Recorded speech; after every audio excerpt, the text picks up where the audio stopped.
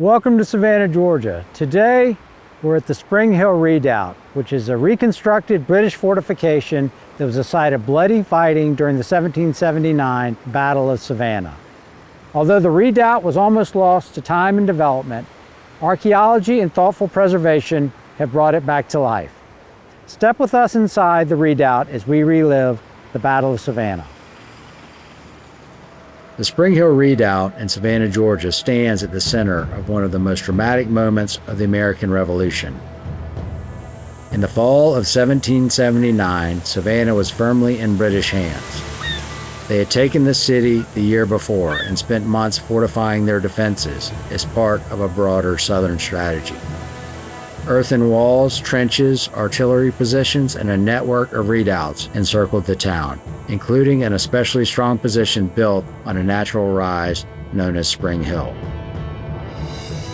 To drive the British out, American forces under General Benjamin Lincoln joined with a powerful French expeditionary army led by Admiral Charles-Henri d'Estaing. Together they assembled more than 5,000 troops, Americans from the Southern Department, veteran French regulars, and a remarkable battalion of free black soldiers from Santo Domingo, present-day Haiti. Their goal was simple: retake Savannah and break Britain's grip on the South.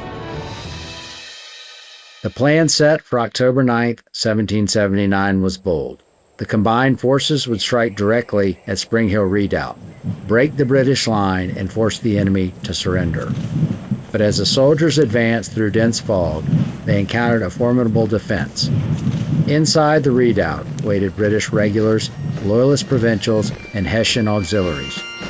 Knowing that the Patriot forces were advancing, the British drum and fife corps in the redoubt, which included bagpipes, played funeral dirges.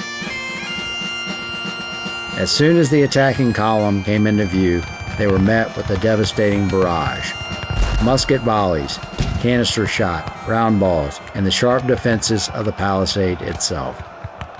The attackers struggled to push forward through mud, ditch, and timber stakes, all under withering fire. Within less than an hour, the assault collapsed. More than 1,000 French, American, and Haitian troops were killed or wounded in the attempt, including the famous Polish cavalry officer Casimir Pulaski. It was one of the bloodiest engagements of the entire Revolution. The British held Savannah until 1782, and the failed assault at Spring Hill shaped the course of the war in the South. For generations after the battle, the exact location of the Spring Hill Redoubt faded from public memory. By the 20th century, the area had been reshaped by industry, rail lines, and pavement. Only scattered hints of the battlefield remained. That began to change in the early 2000s when archaeologists undertook a series of deep investigations on this block. They uncovered the outline of the defensive ditch, the shape of the parapet walls, and the remnants of the timber structures that once supported the British fortification. Musket balls, gun flints, and fragments of canister shot, still buried where they fell in 1779, confirmed the intensity of the fighting. These discoveries sparked one of Savannah's most significant preservation efforts. Using the archaeological evidence, the City of Savannah and the Coastal Heritage Society created Battlefield Memorial Park and reconstructed the redoubt with careful attention to historical accuracy. The shape, height, and engineering of the earthworks reflect what stood here in 1779, allowing visitors to experience the battlefield as the attacking soldiers would have seen it. 800 Georgia granite stones represent the dead or wounded during the battle. The stones, arranged in ranks of 10, represent the attacking columns.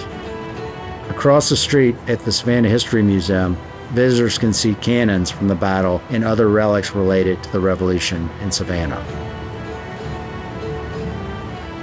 As the 250th anniversary of America's independence approaches, the Spring Hill Redoubt reminds us of the importance of archaeology and preservation in telling the story of the global struggle that occurred here in 1779.